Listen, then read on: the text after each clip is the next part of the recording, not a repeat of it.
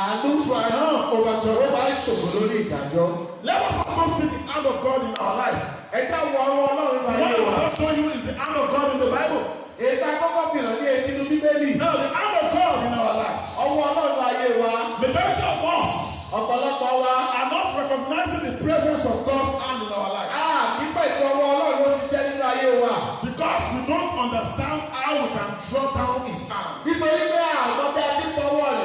Why others are enjoying this hand? And I ask, how can we experience the hand of God in our lives? How can we see his hand move in our situation and circumstances?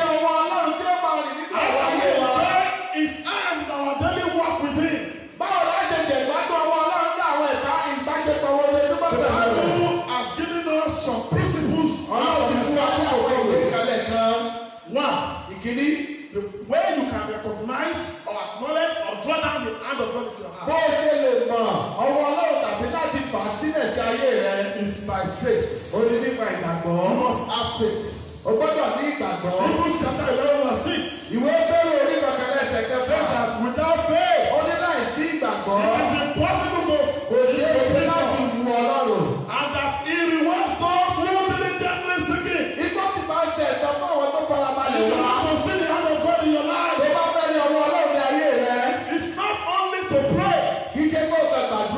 Prayer is part of it. I will still mention it.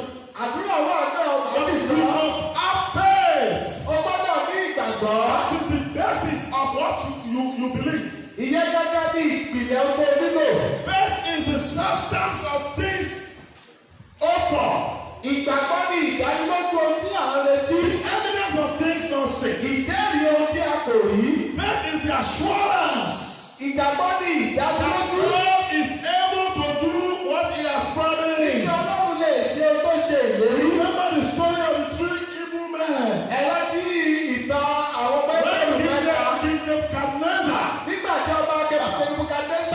Command some arms to push them inside the fire. When they were about to be thrown into the fire, the king was asking them, are you ready to bow to the graven image? Or you still want to prove stubborn? Do you think this God will save you?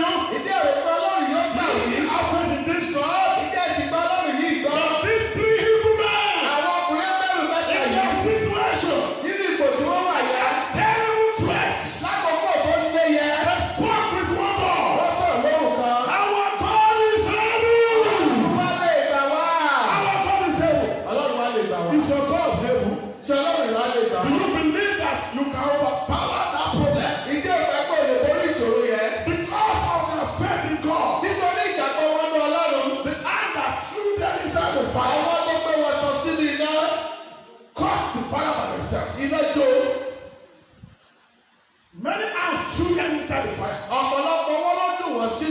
But a simple hand brought them out of the fire. As many who thought they are done with you, that they are done with your family, they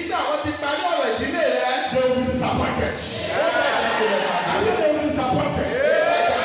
You will walk in that fire and you will not be burned. In the name of Jesus. You must have faith in God. You must have faith. Have faith in what he has promised. And that he will do it according to his will. Not according to our will. You know, we have two types of will. We have perfect will of God. And permissive will of God. When we begin to press on God, and God will look at you. You don't understand. You don't understand. And when you begin to press on God, He will permit you to go away.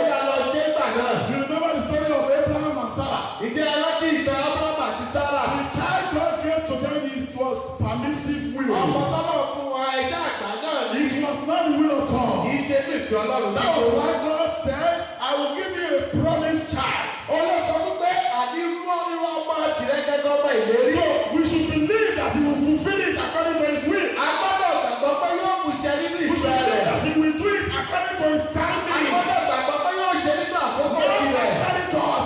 Kì í ṣe lákòókò tiwa.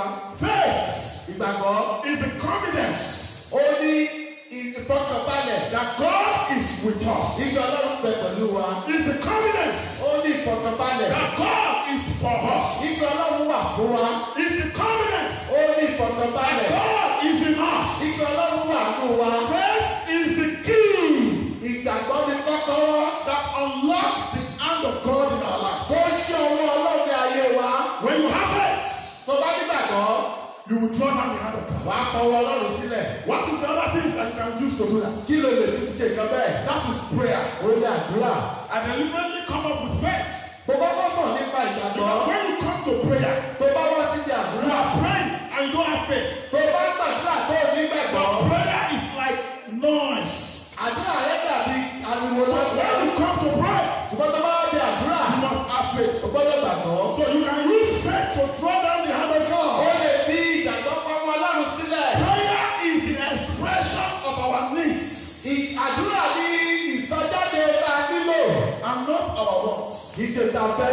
Don't just bring everything to God. Ó kàn ní kókó pẹ̀ wá síwájú Ọlọ́run. O gbọ́dọ̀ mọ nǹkan tó máa gbé wá. Prayer is the expression of our desires.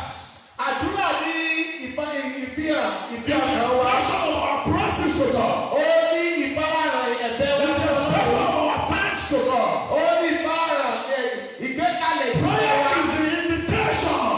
Àdúrà jẹ́ ìwé ìpè. And the expectation of God's intervention. Àti ìrètí Ọlọ́run fi ìdásí. Not only this. Ìjẹ́bẹ́ nìkan. It's the expectation of God's action in our life. Ó ní ìrètí ọwọ́ Ọlọ́run ayé wa. Prayer. Àdúrà. Is the power.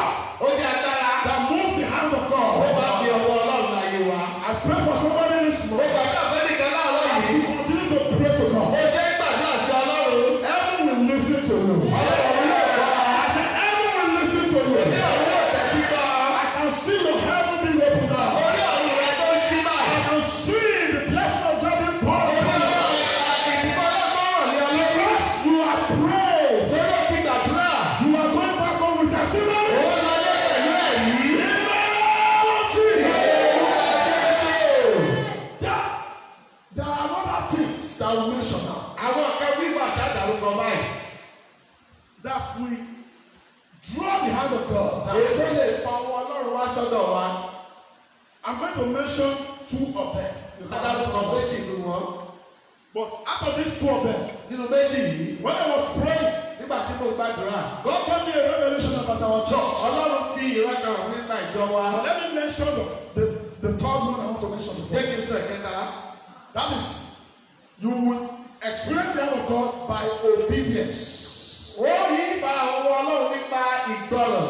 The Bible says. Bíbélì pé. If we love God. Tí a bá fẹ́ràn Ọlọ́run. We will keep his commandments. Á pa òfin rẹ̀ mọ́. That's what Jesus tells us in John 14. Ìkànnì Jésù fún adínúwò ìjọ lórí kẹrin lẹ́sìn. Obedience is the demonstration and manifestation of our love for God. Ìgbọràn ní ìfihàn àti fífi ìfẹ́ wa sí Ọlọ́run sí ìṣe. Obedience is the submission and the surrender of our will to God's will. Ìgbọràn ní yíyọ̀ǹda àti jíjọ̀wọ́ ìfẹ́ wa sí ọkọ Ọlọ́run. Obedience is the alignment and the agreement of our life with God's word. Ìgbọràn ní fífi ayé wa sí àríkùnkùn inú ìfẹ́ Ọlọ́run. Obedience is the condition that attracts the hand of God in our lives. Ìgbọràn náà ní àwọn ọ̀gá tó lè fọwọ́ Ọlọ́run sí ayé wa. Are we obeying God's commandments? Ìjà àti ìgbọràn sí àṣẹ Ọlọ́run.